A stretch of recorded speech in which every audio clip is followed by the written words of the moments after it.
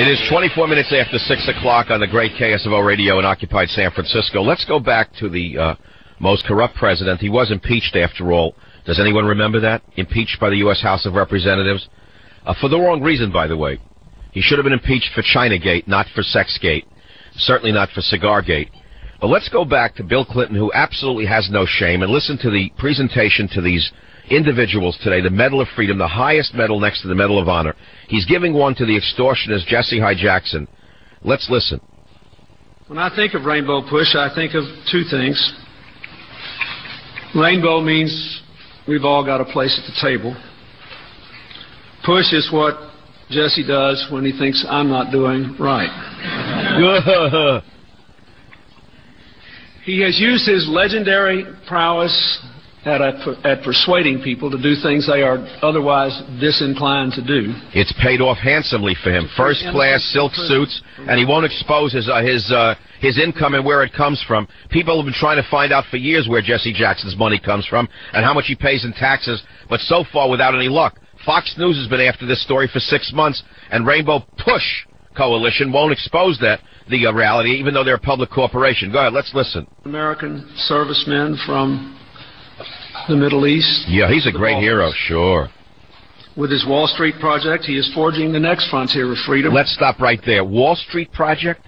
That's like when Al Capone's boys went into bars and said, you buy your beer from me, or they broke up the bar. That's his Wall Street project. He went into Wall Street, Jesse Jackson, and he basically extorted the people of Wall Street, saying, you hire more minorities or you give me money, or there'll be a riot outside the building. That's the next road to freedom, according to Bill Clinton. Let's listen to this double talk. Economic freedom, reminding us that when we limit opportunities for some Americans, we limit possibilities for all. Oh, my double talk. Jeez. How much more can we take? His work for years has been an inspiration to the New Markets Initiative that I have undertaken. Let's stop right here. Wait a minute. Greg, do you have any of the vomit bags from the last flight I was on?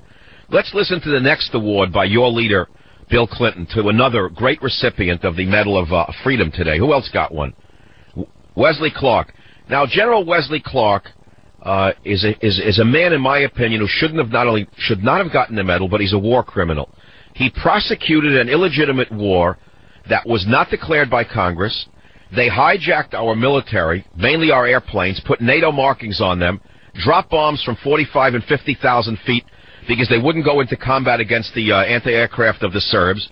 This is one of the great tragedies of our day, the war against the Serbian people, who were our loyal allies in World War II, vehement anti-Nazis in World War II.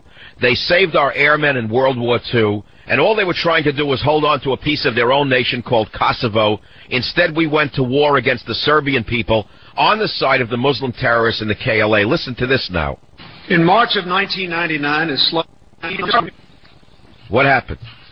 In March of 1999, in what? In March of 1999, as Slobodan Milosevic unleashed his army and police on the people of Kosovo. Let's stop right there.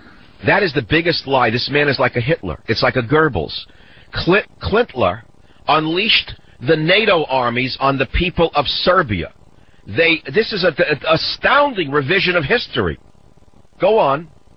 General Wesley Clark, NATO's supreme commander, was given the first military mission of its kind. Yeah, really?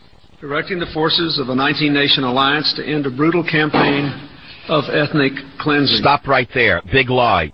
Giant lie. Go on. The stakes were monumental.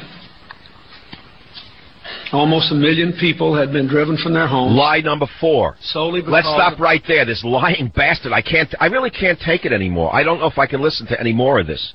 The man is a distorter of history.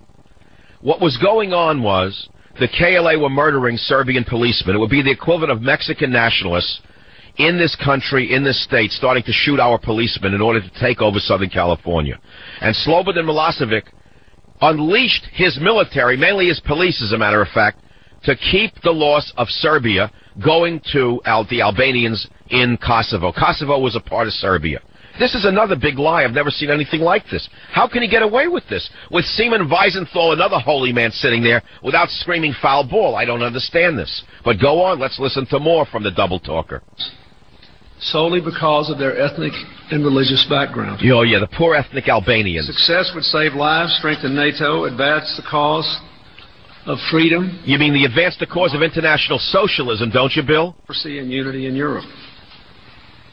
Failure would leave much of the continent awash in a sea of refugees. Let's stop right there. There were hardly any refugees until the United States under NATO command started bombing the people of Kosovo. And tragically, 800,000 Albanians were forced from their homes, not by Serbian police, but by NATO bombs. Any military historian will tell you that it was a result of Wesley Clark's indiscriminate bombing of Kosovo that the Albanians were driven from their homes. Go on, I know this history better than you may think. And end the 20th century on a note of helpless indignation in the face of evil. Yeah, you know what? I feel like I'm helplessly indignant right now in the face of evil. Right now, listening to this guy. Clark well understood the perils of the Balkans, for he had already played a vital role in ending the war in Bosnia and beginning the long process of building a stable multi-ethnic democracy in that country. Stop right here. What they did was they stole land from the Serbs over there. The reason they stole Kosovo from the Serbs over here was to, well, why don't you go onto my site, Newsmax.com, and look up my article in November, and the title of the article is The Oily Tracks That Run Through Kosovo. I think that's a better place than here. It's a lot more detailed for those of you who want to know the truth. But let's listen to the rest of who writes this garbage? This is not history. This is propaganda. Listen to this propaganda.